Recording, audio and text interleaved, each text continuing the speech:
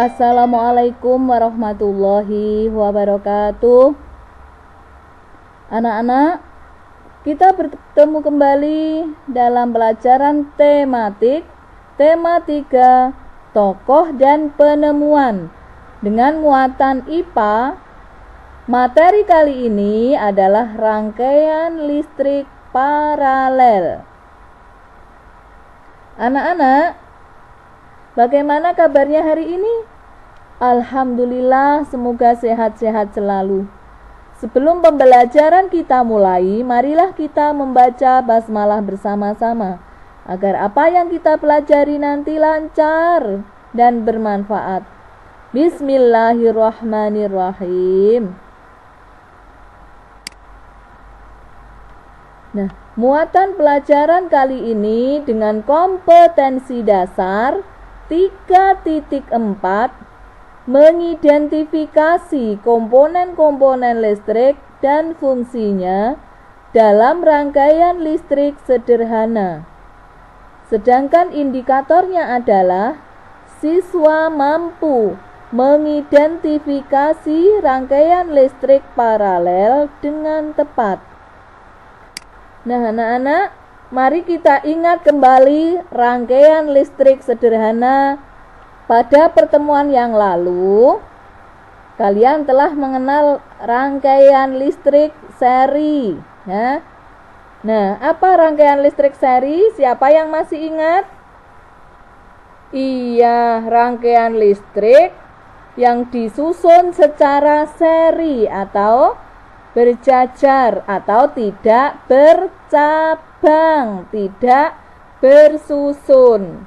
Nah, pada rangkaian seri ini, jika salah satu lampu padam, lampu yang lainnya akan ikut padam karena arus listrik terputus, ya. Tidak bisa menyambung antara kutub negatif dengan kutub positif sehingga terputus.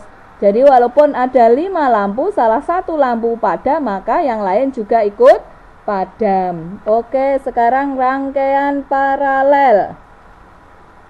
Siapa yang tahu apa rangkaian paralel? Iya. Rangkaian paralel secara sederhana diartikan sebagai rangkaian listrik yang bagian-bagian semuanya dihubungkan secara bersusun, ya. Bersusun atau bercabang. Oke. Akibatnya di rangkaian listrik paralel ini terbentuk cabang di antara sumber arus listrik. Karena itulah rangkaian ini disebut rangkaian bercabang. Ya. Semua percabangan yang ada dalam rangkaian ini bisa dilewati oleh arus listrik. Pada setiap cabang itulah komponen listrik terpasang, sehingga tiap-tiap komponen mempunyai arus listrik dan cabang tersendiri. Arus tersebut mengaliri semua komponen listrik yang terpasang bersamaan. Jadi misalnya ya, yang atas itu kita namai lampu 1 atau L1. Yang bawah cabang yang pertama itu L2 misalnya. Nah, andaikan L1 yang atas itu padam, L2 yang bawah masih bisakah menyala? Coba kita lihat dari arus ini kutub positif. Masih bisa bertemukah dengan kutub negatif? Coba kita berjalan. Oke. Kemudian dari kutub negatif, oke, masih bisa bertemu. Berarti lampu 2 masih menyala, ya. Sedangkan andaikan lampu 2 ini padam, apakah lampu 1 yang atas itu masih bisa menyala? Coba kita lihat aliran dari yang kutub positif berjalan, karena on ini apa ya, ini tertutup tidak terbuka, berarti bisa ke sini. Kemudian negatif Oke, berjalan masih bisa bertemu. Jadi walaupun lampu yang L2 tadi padam, L1 tetap menyala. Oke, karena masih rangkaian aliran listriknya masih tersambung antara positif dengan negatif. Oke, kita lanjutkan. Nah, berbeda dengan rangkaian seri yang disusun sebaris atau sejajar. Perhatikan. Rangkaian paralel adalah rangkaian listrik yang disusun bersusun atau bercabang, di mana masing-masing lampu memiliki rangkaian tersendiri yang terhubung pada sumber energi. Perhatikan gambar ini. Ada L1, L2, S1, S2. S itu apa? Kalau L lampu, S saklar. Saklar itu on off itu loh ya, untuk menghidupkan dan mematikan. Bila off berarti apa? Terbuka atau tidak tersambung. Tapi kalau on itu tersambung atau bisa menyala. Coba perhatikan. Seandainya S2 terbuka, lampu mana yang masih hidup? Kalau terbuka berarti tersambung apa tidak? Tidak. Terbuka itu berarti tidak terhubung ya. Berarti yang mati yang mana? Coba kita, kalau ini terbuka berarti kan tidak tersambung. Dari kutub ini kita coba lihat, perhatikan. Oke, nah tidak tersambung berarti tidak, kutub positif tidak bisa sampai pada lampu. Kemudian kutub sebelahnya yang negatif kita berjalan, oke sampai, tapi yang satu yang positif tidak bisa. Berarti bila S2 putus maka L2 padam. Nah sekarang apakah L1 masih bisa menyala kalau tadi yang terputus hanya S2? Coba mulai dari baterai yang kutub positif. Oke, kita berjalan. Ya, oke, bisa. Kemudian bisa nyambungkah dengan kutub negatif? Kita berjalan, bisa nyambung. Berarti lampu 1 tetap menyala walaupun S2 tadi terbuka atau lampu 2 mati, maka L1 tetap menyala. Nah, karena itu apabila ada satu atau lebih komponen yang rusak pada rangkaian paralel ini atau dicabut atau terbuka, maka komponen lainnya akan tetap berfungsi tanpa gangguan sama sekali. Nah, ini tadi sudah dicontohkan, misalkan jika S1 putus atau terbuka, maka L2 tetap menyala ya. L1 putus. Nah, coba perhatikan. L1 putus berarti tidak nyambung. L1 jelas apa? Padam. Nah, apakah L2 tetap nyala? Iya. Coba, masih bisa terhubung, berarti tetap menyala karena masih ada arus listrik. Oke. Kita lanjutkan. Perhatikan gambar rangkaian paralel di samping. Ada baterai, ada saklar. Saklarnya cuma satu, kemudian lampunya lampu 1, lampu 2. Pada rangkaian tersebut, lampu 1 atau L1 dan L2 dipasang secara paralel atau berbentuk cabang atau bersusun. Jika lampu 1 padam, maka lampu 1 padam, maka lampu 2 akan tetap menyala. Kenapa? Karena aliran listrik dari baterai dapat melewati cabang yang lain, tidak harus melewati L1, tapi punya cabang tersendiri, sehingga walaupun L1 putus, L2 tetap menyala. Ini ya, ada 2 cabang rangkaian, jadi bisa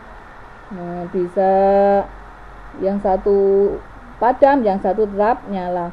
Pada rangkaian paralel tersebut, setiap lampu mendapat tegangan listrik yang sama, sehingga terang semua lampu juga sama.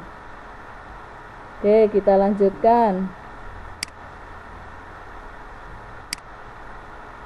Nah, pemanfaatan rangkaian listrik paralel dalam kehidupan sehari-hari. Rangkaian paralel digunakan pada rangkaian listrik di rumah-rumah. Ya. Misalkan ruang tamu dengan dapur itu tidak sama, sehingga bisa apa? Kalau dapur padam, maka di ruang yang lain akan tetap menyala. Ketika salah satu lampu di ruang rumahmu padam, lampu-lampu yang lain tidak akan ikut padam. Itu paralel. Rangkaian paralel juga dimanfaatkan pada lampu lalu lintas. Nah, ini perhatikan, ada merah, kuning, dan hijau. Itu secara bergantian ya padamnya, nyalanya. Coba kita lanjutkan. Nah, anak-anak coba perhatikan pada bagian gambar ini, rangkaian paralel pada lampu lalu lintas. Rangkaian listrik paralel dimanfaatkan juga pada lampu lalu lintas ya, selain di rumah tangga itu pada lampu lalu lintas. Perhatikan, ada S1, S tadi apa? Saklar ya, on off itu saklarnya. Ada saklar 2, ada S3 atau saklar 3. L1 lampu 1, L2 lampu 2, L3 lampu 3. Perhatikan, misalkan S1 terbuka. S1 terbuka. Terbuka itu berarti nyambung apa tidak? Tidak. Berarti yang padam mana? Yang padam kalau terbuka S1. Oke, coba. Masih bisakah L2 dan L3 menyala?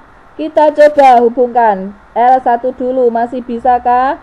Di sini, oke, di sini ya. Perhatikan ini, seandainya S1 terbuka berarti off atau mati, tidak nyambung. Maka lampu mana yang masih menyala? Berarti kalau ini terbuka, halo, ini tidak bisa ke sini. Berarti jelas L1 padam. L2 dan L3 masih bisa menyalakah? Kita lihat, masih ada arus listrik atau enggak dari positif dan negatif? 1, ini bisa. Kemudian ya, dari baterai kutub negatif dan positif masih bisa bertemu, masih, berarti menyala. Kemudian yang L2. Oke. Ya, ini dari dari kutub positif dan negatif masih bisa. Berarti L2 dan L3 masih tetap menyala. Lah ini apa? Keuntungannya paralel itu bila salah satu lampu padam maka yang lain menyala karena masih apa? Masih ada aliran listrik cabangnya sendiri. Oke, itu ya. Nah, ketiga rangkaian tersebut langsung terhubung dengan baterai. Baik L1, L2 atau L3 ini terhubung sendiri-sendiri.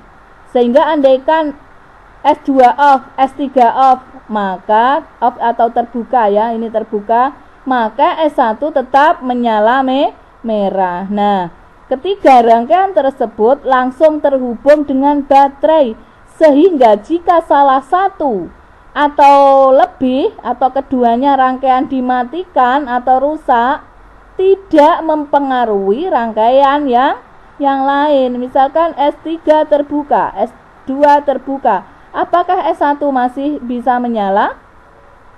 Masih? Iya, masih bisa ya. Nih.